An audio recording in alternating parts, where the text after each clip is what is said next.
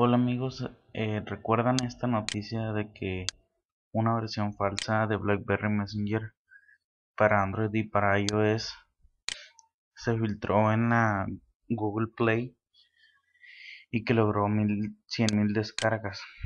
Entonces anduve buscando en internet y miren lo que me encontré. La página oficial de BlackBerry lo anuncia.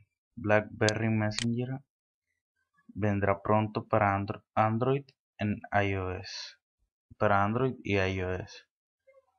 Aquí en esta página tú metes tu correo aquí y ellos te notificarán cuando BlackBerry Messenger esté disponible para descargarse. Y pues van a hacer va a ser el último BlackBerry Messenger que se lanzó.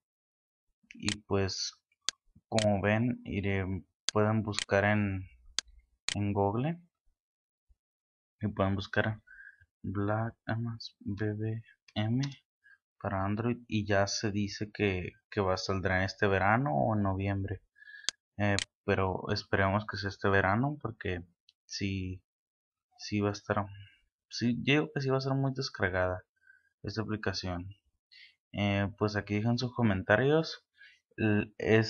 Es cierto esta noticia que les estoy dando.